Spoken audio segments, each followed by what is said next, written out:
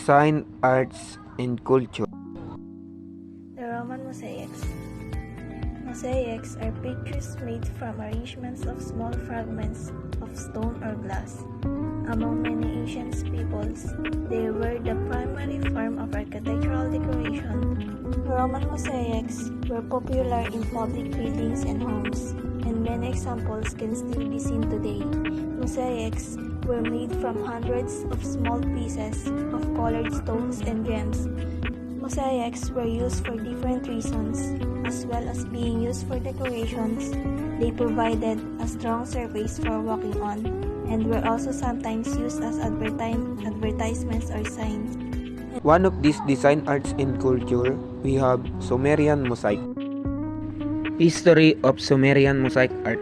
Mosaic art is an art of from dating back to the ancient times. It involves placing small pieces of pebble, stone, shell, tile, dust, or other material together to form a pattern. The designs may be abstract or representational. Many of the methods and techniques of thousands of years ago are still used today. The Greeks were producing mosaic floors. They would gather pebbles, smoothed by waters, and use the varying shade of shapes to create wonderful geometric patterns.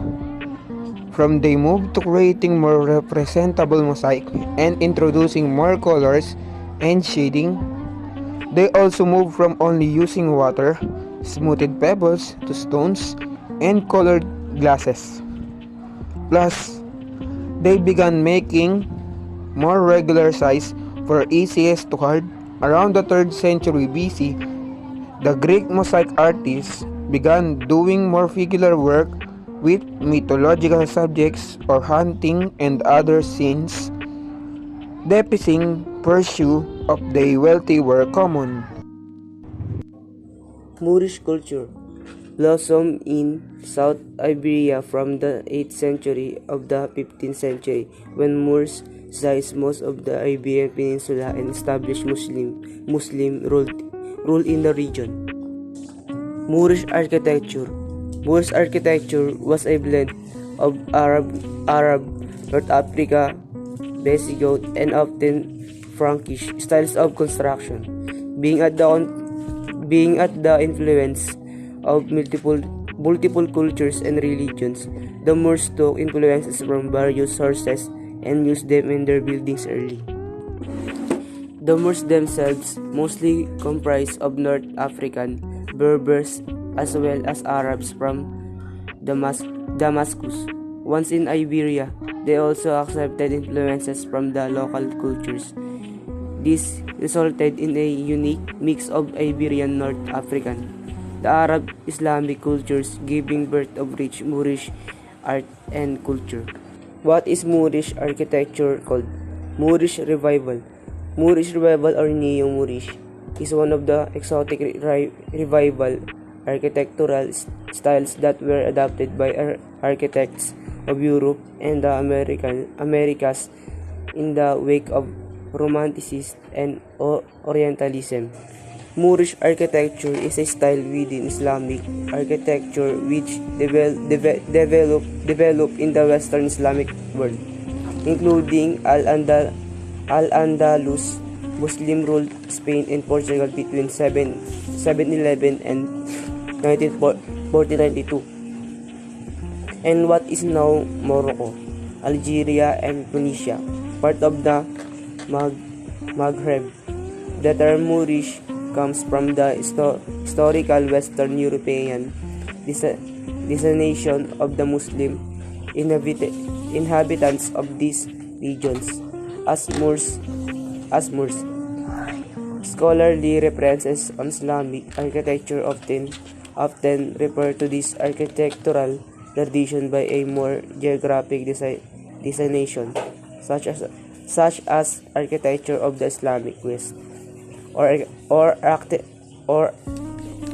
architecture of the Western Islamic lands.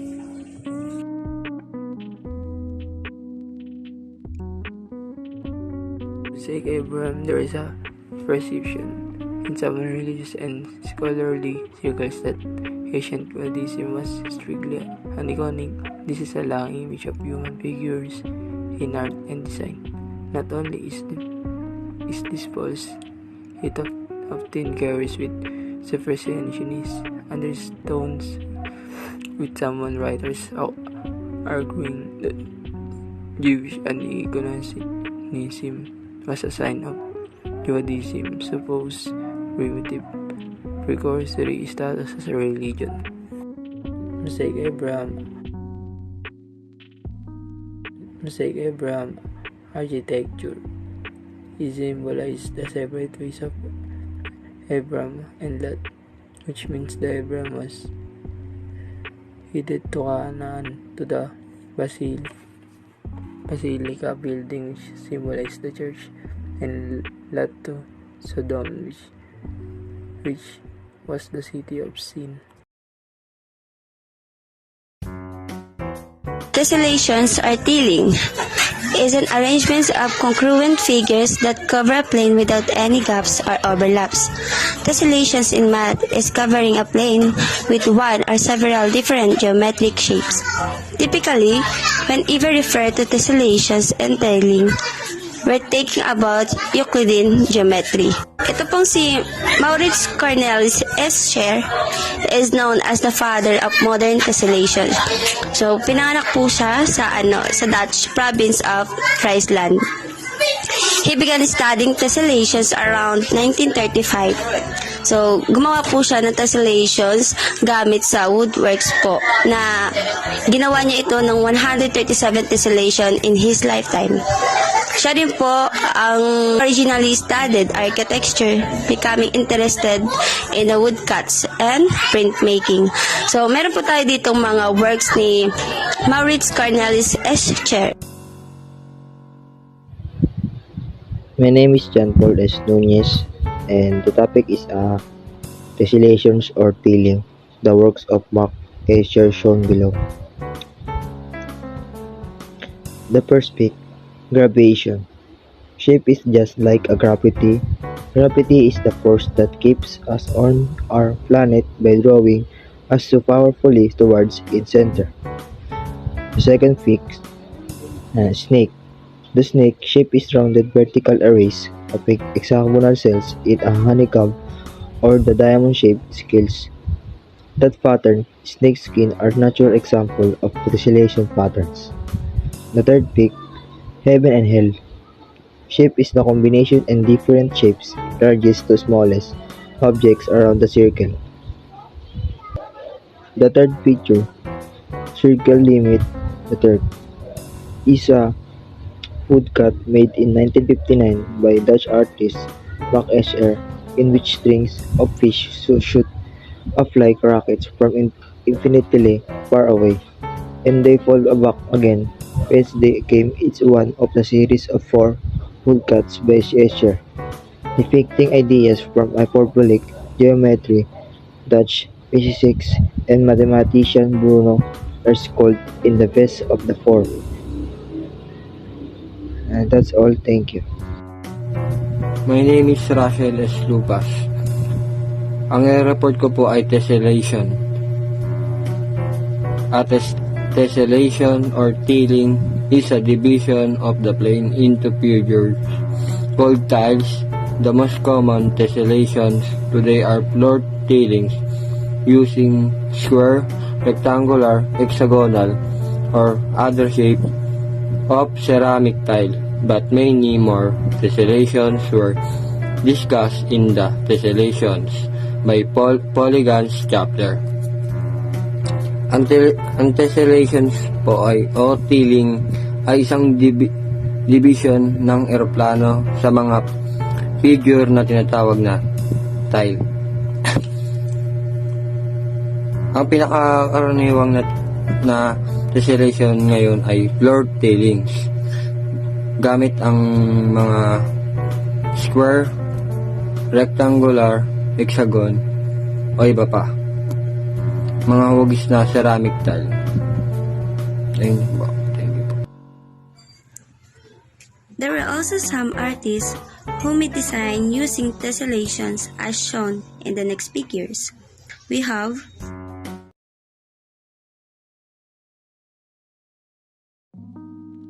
What we'll talk about today is about regular tessellation. A tessellation or tiling is the covering of a surface, often a plane, using one or more geometric shapes called tiles, with no overlaps and no gaps. In mathematics, tessellation can be generalized to higher dimension and a variety of geometries. Ang tessellation or tiling po is the covering of a surface. Kadalasan po ay isang plane gamit po ang isa o higit pang mga geometric shapes na tinawag na mga tile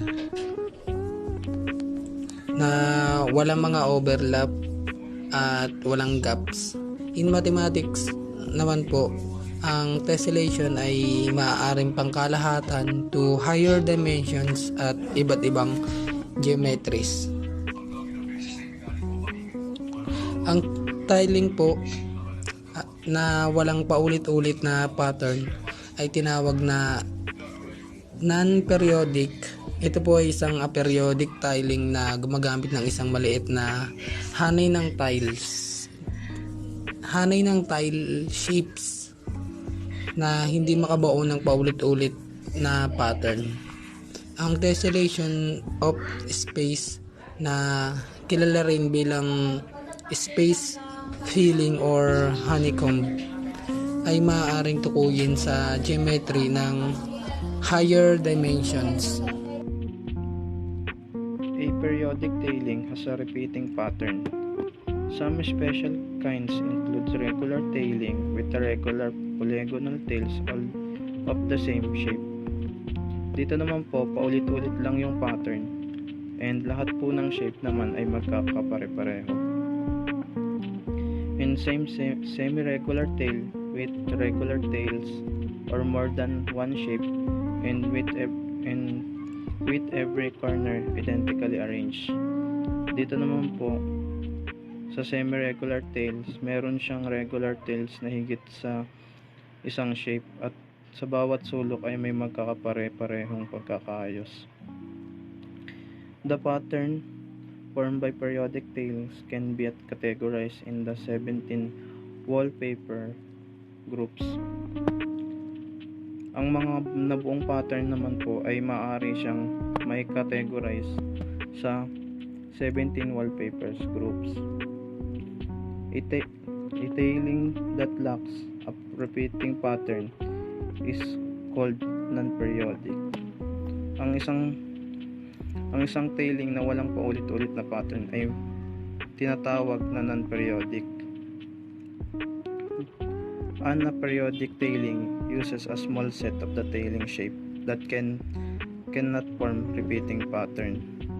Dito naman po, ang aperiodic tailing gumagamit siya ng maliit na shape pero hindi siya pwede gumamit ng paulit-ulit na pattern. Example of regular tessellation: triangular tailing, one of the three regular tailing of the plane. Ito naman po yung number 1 po na example. The triangular tailing or trot is one of the The triangular tailing or trot is one of the three regular tailing of the Euclidean plane. 6 triangle join at each vertex of this tailing is also the two-dimensional symplectic honeycomb. It is also the alternation of the hexagonal tailing. So this is a snap hexagonal tiling, semi-regular tiling of the plane. So let's see, it will be 3336. Una, hanap muna ng point dito. So yun napili ko.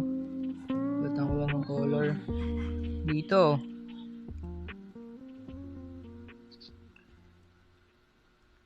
Three, 3, 3, ito 6 kasi hexagon, 6 sides. So yan, pwede rin dito. 3, 3, 3, 3, 6. Ayan. Tapos na. Floret pentagonal tiling. Dual to a semi-regular tiling and one of 15 monohedral pentagon tilings. Floret pentagonal tiling is a dual semi-irregular tiling of the Euclidean plane. It is one of the 15 known isohedral pentagon tilings. In geometry, the floret pentagonal tiling is a dual semi-irregular tiling of the Euclidean plane. It is the dual of the snub hexagonal tiling. Conway calls it a six-fold pentile. It is given its name because its six pentagonal tiles radiated out from a central point like petals on a flower. Topological square tiling, isohedrally distorted into shapes. A topological space is a set endowed with a structure called a topology, which allows defining continuous deformation of subspace and more generally all kinds of continuity. A topologically equivalent stylings is an isogonal variation with two types of faces, seen as a snub square tiling with triangle pairs combined into a rhombi. Topological square tilings can be made with concave faces and more than one edge shared between two faces. This variation has three edges shared.